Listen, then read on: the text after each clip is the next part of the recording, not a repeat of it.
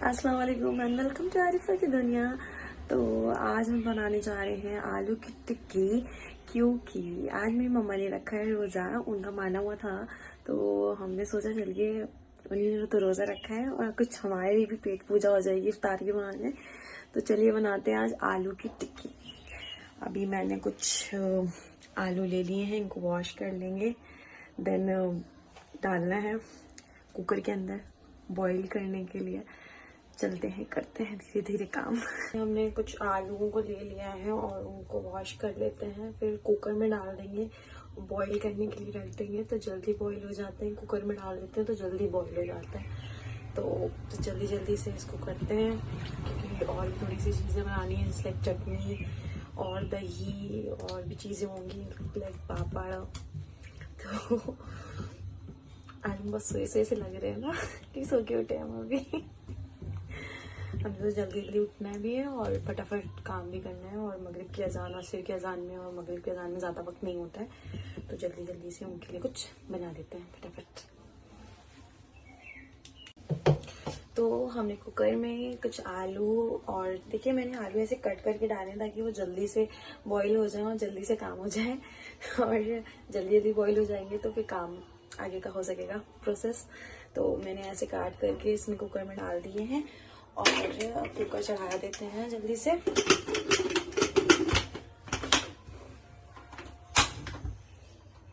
Flame भी on कर दिए।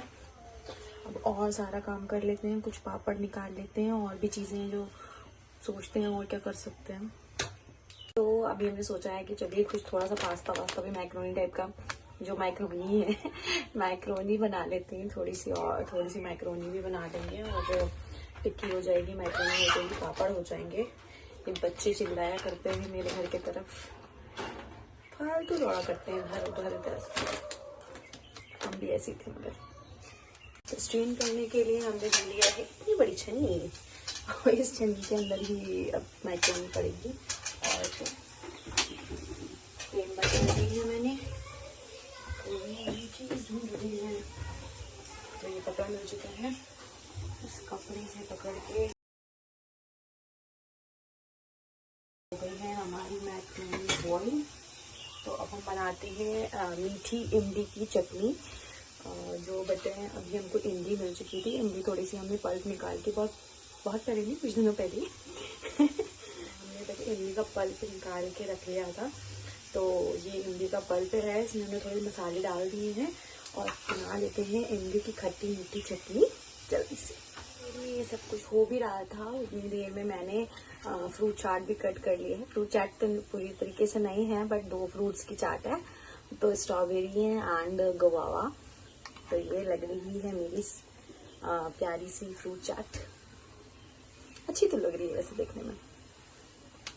तो आप लोग प्लीज मुझे लाइक सब्सक्राइब एंड शेयर करिए और इसी तरीके से मेरे साथ खाना भी पकाइए, क्योंकि मोस्टली हम किचन में ही होते हैं तो हमको किचन में भी देखिए। और यहाँ मेरी रेड इमली की चटनी भी बनने ही वाली है, पक रही है, बस पक के बन जाती है। तो कुकर हमने खोल दिया है, बस उसको का ढक्कन नहीं हटाया है अभी। तो अभी देखते हैं, बस दुआ करते हैं कि हो गए हों भाई, आलू उबल गए हों। देखने में तो लग रहा है, बट देखते हैं, फोक को डाल के देखते हैं। हाँ हो गए, हैप्पी टू सी दिस। तो आलू मैंने पील कर लिए हैं, अब इनको जल्दी जल्दी मैश कर लेंगे। और अगर आप लोग बताएं सिर्फ कटोरी लेके मैश करते हैं तो उससे ज़्यादा सही से देखिए नहीं होते हैं, बट हम ये इस फोक से करते हैं ना तो बहुत अच्छे से मेरे आलू मैश हो जाते हैं, प्रॉपरली एकदम फाइन से हो जाते हैं। अभी पूरा मैश करके मैं दिखाऊंगी, ये देखिए, ये देखिए काफ़ी प्रॉपरली मैश हो रहे हैं। और आज मुझे एकदम ऐसा फील हो रहा है कि रमज़ान आ गए हैं, और सच में आ तो गए हैं, मगर बहुत रमज़ान का महीना होता है, बरकत का महीना। और आज में वही वाली फीलिंग आ रही है कि मम्मी रोज़े से हैं और हम बना रहे हैं इफ्तारी। जल्दी जल्दी बनाते हैं, उन्हें टाइम ना चला जाए। तो चलिए हम ये पास्ता को भी उस पास्ता सॉस में डाल दें क्योंकि जो हमने बनाई है। और ये पक गया मेरा पास्ता भी।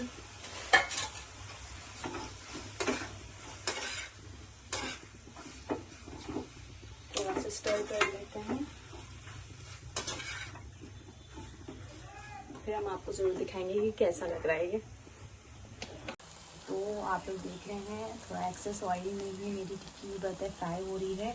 इस तरीके से टिक्की फ्राई करते हैं तो ये नीचे से इतनी क्रिस्पी हो जाएगी और इसको जब टर्न करेंगे तो उधर भी क्रिस्पी हो जाएगी और बाहर की जैसी टिक्की लगती है सेम एज इट इज़ वैसे ही टेस्ट आता है। और आज मेरे साथ ही आप लोग इफ्तार बना रहे हैं तो अपने इफ्तार में ये टिक्की इस तरीके से ट्राई करिएगा कि बहुत मज़ेदार लगती है। जैसा लगता है कि बाहर की टिक्की खा रहे हैं, बाहर से कोई लेके आया। तो चलिए अब मीठा वाला दही भी बना लेते हैं। तो अब हमने ये पी लिया है और ये लिया है मैंने बॉक्स, इसमें थोड़ा सा दही निकाल लेते हैं और शक्कर डाल के बनाते हैं दही, मीठा वाला दही, फिर टिक्की के साथ खाया जाता है। और ये काम मुझे सबसे ज़्यादा बोरिंग लगता है और मोस्ट ऑफ द टाइम जो चीज़ मुझे बोरिंग लगती है या मुझे ख़राब मिल रही है वही काम हमको हमेशा मिलता है। तो जैसे ये दही को फेंटते रहो चीनी के साथ, क्योंकि चीनी जल्दी घुलती नहीं है इसमें, और बस भेजते रहो भेजते रहो भेजते रहो भेजते रहो। और मुझे आटा गूंदना नहीं पसंद जैसे कि, तो मुझे आटा भी गूंदना पड़ता है। मगर कुछ काम आपको नहीं पसंद होते हैं मगर तब भी आपको ज़िंदगी में मिल जाते हैं कि आपको करने ही करने हैं। तो कर रही है मैं, करना ही पड़ता है। तो जैसे कि हमने कहा था आपको भी हम दिखाते हैं कि ये टिक्की कैसी लगती है। ये देखिए टिक्की कितनी ज़्यादा क्रिस्पी हो चुकी हैं, काफ़ी ज़्यादा क्रिस्पी हो चुकी हैं। जैसा लग रहा है कि बाहर की टिक्कियाँ हैं। हम लोग घर पे बनाते हैं बहुत लेस एक्सेसिव, मतलब लेस ऑयल डाल देते हैं, थोड़ा बहुत कम ऑयल डाल के बना देते हैं। बट इस तरीके से टिक्की बस हल्की हल्की शैलो वाला मतलब हो जाता है, मतलब हल्का हल्का ही बस हो पाएगा। ये क्रिस्पीनेस इस तरीके की क्रिस्पीनेस नहीं आती है। तो इस तरीके क्रिस्पीनेस के लिए तो आप तो थोड़ा एक्सेसिव ऑयल डालिए पैन में और फिर टिक्कियों को फ्राई करिए पैन में, तब ज़्यादा ही अच्छे से बनती हैं। तो ये देखिए इसकी क्रिस्पीनेस लग रही है ना, बाहर जैसी टिक्की एकदम।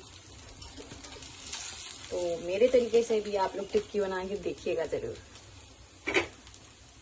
तो पास्ता तो कुछ इस तरीके से दिख रहा था और ये मेरी मम्मी खा भी रही है आते ही बस, क्योंकि अजान हो चुकी थी। और बस व्लॉग में तब तक के लिए अल्लाह हाफिज, good night and take care everyone. Please like subscribe and share.